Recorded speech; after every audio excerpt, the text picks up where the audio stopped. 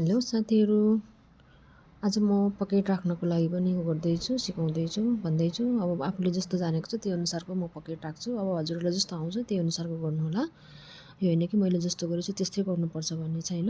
जस्तो सजिलो लाग्छ त्यस्तै गर्न सक्नुहुन्छ। यो पकेट राख्दा चाहिँ हामीले एकपट्टि साइडमा जतापट्टि राख्छौँ जति ग्याप गरेर राख्छौँ, अर्कोपट्टि साइडमा नि त्यति नै ग्याप गरेर राख्नुपर्ने हुन्छ ताकि पकेट बराबर होस्, तलमाथि नहोस् भन्नको लागि हो।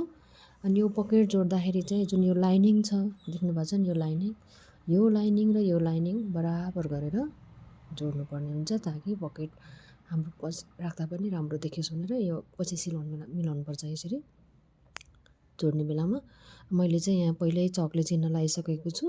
अब हजुरहरूसँग खिप छ भने हुक मतलब खिप हुन्छ नि क्रोचेटको, हो त्यो खिप छ भने चारैतिर खिप लगाएर चारै टुप्पोमा खिप लगाएर अनि सेट गरेर सिलाउन सक्नुहुन्छ। म चाहिँ चकले गरेको छु, मसँग खिप छैन त्यसैले। र आज यहाँ सिलाउने मेरो आफ्नो तरिका पनि देखाउँदैछु है। सिउ छ, सिउमा धागो राखिसकेको छु। अनि सिउ चाहिँ टुप्पोबाट नगरिकन म यो साइडबाट फेदबाट गर्नेछु। अनि यो प्रत्येक घर हुन्छ नि, यो घर र यो घर देख्नुभएको छ नि, यो सबै दुइटै यसरी जोड्नुहोस्।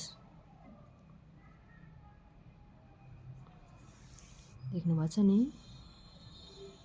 यसरी जोड्नुहोस् एउटा नि नछोडिकन।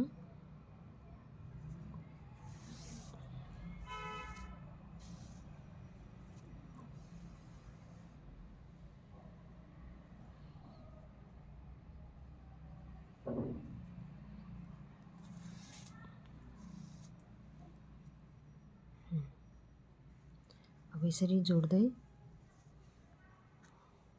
यहाँ आएपछि म यसरी कसरी जाने देखाउँछु है, हेर्दै गर्नुहोस् है। म यहाँ टुप्पोमा आइसकेको छु। यसरी नै सिलाउने जाने हो नि टुप्पोमा पनि। अब हेर्नुहोस् है, यसलाई यसरी लिनुहोस् है।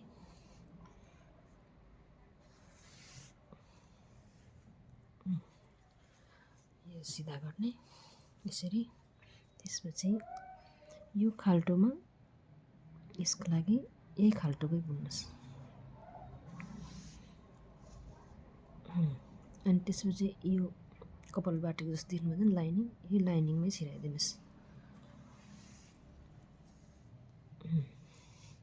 अनि फेरि यो खाल्टोमा यही खाल्टोमै बुन्नुहोस् है। तल पनि चेपिन्छ कि हेर्दै गर्नुपर्छ है फेरि। अनि यो कपाल बाटेको हो, यही बाटेकोमै जोडिदिनुहोस् है। यसरी जोड्दै यहाँ आइपुग्छौँ है। यहाँ टुप्पोमा आइसकेका छौँ। यो टुप्पोमा नि यसरी नै लिनुहोस्। अब यसरी मास्तिर फर्काउनुहोस् होइन, सजिलो हुन्छ बुन्नलाई, सिलाउनलाई। अब रह्यो हाम्रो यहाँ चिन्ह लगाएको छ नि मैले, हो यो चिन्ह लगाएको सँगसम्म लिएर आउने हो। सो पकेटलाई यस्तो गरेर गर्नुपर्छ नि। यहाँ जुन छ नि, यहाँ मैले यसरी यहाँबाट लिने, फेरि एक जुन छ यहाँ घर देख्नुभएको छ, यो घरमै सिलाउनुहोस् है। यसरी भयो, टाइट भयो।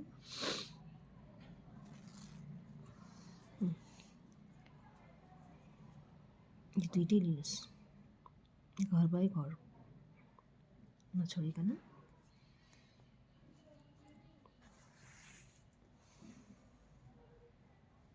यसरी जोड्दै जानुहोस्।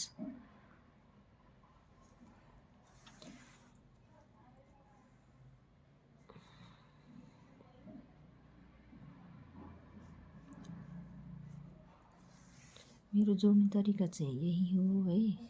अब हजुरहरूलाई कसैलाई योभन्दा सजिलो तरिका आउँछ भने कमेन्ट्स बक्समा भन्न सक्नुहुन्छ अथवा मेसेज गर्न सक्नुहुन्छ। मैले जानेको मैले सिकाउने छु, हजुरहरूले जानेको हजुरहरूले सिकाउनु होला है। हामीले एकअर्कालाई जानेको कुरा एकअर्कालाई सिकाउने नै त हो। यसरी सिलाएर हामी यहाँसम्म पुग्नेछौँ। हामी टुप्पोमा आइसकेका छौँ।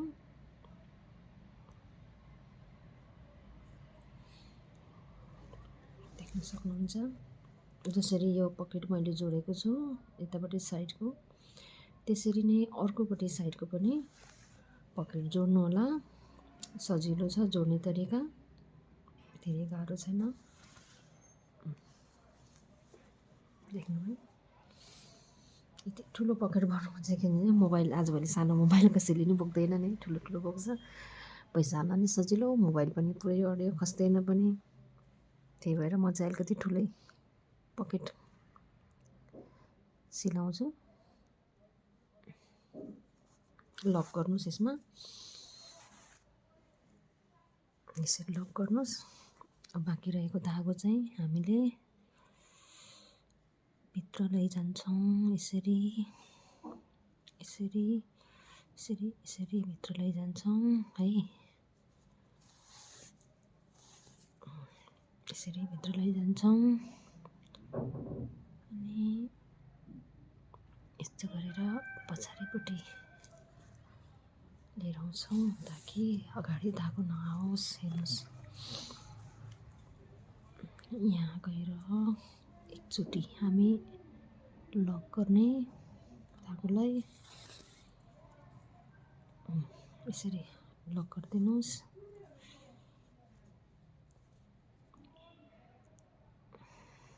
अनि एक दुई स्टेप तल लगेर काटिदिनुहोस् है। त्यो भएपछि खल्ती भ्याइयो, यो कैँचीले कट गरिदिनुहोस्। यसरी खल्ती जोड्नुहोस् है। अर्कोपट्टि साइड पनि यसरी नै जोड्नु होला। अब म बाहुला जोड्ने देखाउँछु है। यो हिजो हामीले भिडियोमा बाहुला बुन्न सिकाएको थियौँ, हेर्नु त बाहुला यस्तो हुन्छ। जहाँ स्लिप नट गरे हुन्छ नि त्यो भाग बोर्डरको हुन्छ। त्यसपछि यो भयो बाहुला, बाहुलालाई पनि जोड्नेछौँ यहाँबाट। यो बाहुला धागो चाहिँ एक्स्ट्रा राख्नुपर्ने हुन्छ है। कसो भने यो यहाँ लाइन जोडिसकेर भ्याएर पनि यहाँ जोड्नलाई पछि फेरि धागो अर्को जोड्नु नपरोस्, सजिलो हुन्छ। बाहुला जोड्दा हामीले यो र यतापट्टिको साइड फर्स्ट त दुइटैले नै हुन्छ होइन, किनभने पर्छ। सो यो फर्स्ट चाहिँ हामी दुइटैले नै यसरी यो पर्छ कि त्यो भएको हुनाले यसलाई अलिकति एक्स्ट्रा अर्को पनि लिने ताकि नपरोस्। भयो। त्यसपछि हामी यता साइडको एउटा अनि अर्को साइडको यो दुइटै नलिकन एउटा एउटा लिएर सिलाउँदै जाने। यसरी नै वान साइडको एक साइडको दुईवटा सिलाउँदै जाने।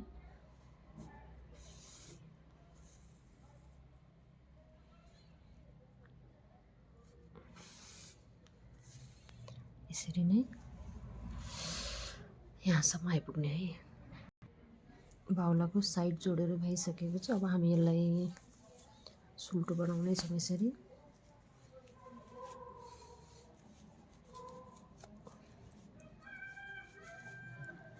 यो चाहिँ सुल्टो भयो है। यो बढी भएको धागो पछि काट्न मिल्छ है। बाहुला चाहिँ रेडी भयो। यो काखी अनि यो सुल्टो भएको बाहुला भने चाहिँ अब जोड्ने बेला चाहिँ हामीले के गर्नुपर्ने हुन्छ भने यो स्वेटरको जुन जिउ छ त्यसलाई चाहिँ हामीले उल्टो बनाउनु पर्ने हुन्छ। यसरी उल्टो बनाउनु पर्ने हुन्छ। अनि यो सुल्टो बनाएको बाहुलालाई चाहिँ काखीबाट नै जुन छ यहाँ सुल्टोबाट यसरी भित्र छिराउने, यसरी भित्र छिराउने अनि यसलाई यहाँनिर बराबर बनाउने। देख्नुभयो, यो काखीको भाग हो, यसको सेन्टरको भाग भनेको यो दुईटाको बिचको यो हुन्छ है। अनि त्यही भएर यो धागो यो सेन्टरको भाग र यहाँनिर जोइन गर्ने।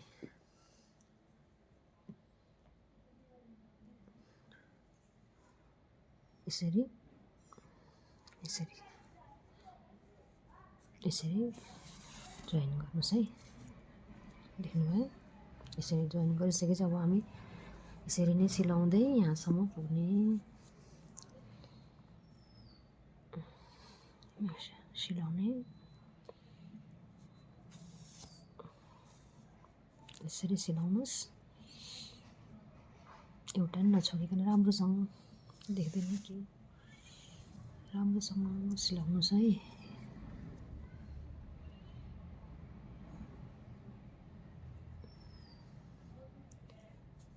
जोड्नुहोस् है। यो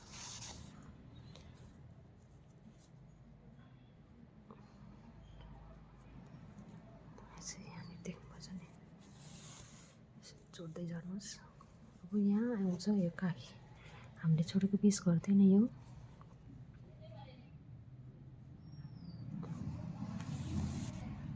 यो चाहिँ फेरि छिटो छिटो जोड्ने भनेर सोही सोही सोही सोही यो ग्याप गर्दै जोड्दै नजानु है, पछि फेरि तपाईँको काखी नै टाइट हुन्छ अनि छिर्दैन। त्यही भएर यो प्रत्येक घरमा जुन हामीले अघि त्यो थियो नि, प्रत्येक घरमा यसरी जोड्नुपर्ने हुन्छ है। यो त बाहुलापट्टिको त खासै केही भएन, तर जुन काखीपट्टिको हुन्छ नि सिलाएको हो, यो चाहिँ एउटा पनि नछोडिकन जोड्नुपर्ने हुन्छ है। यसरी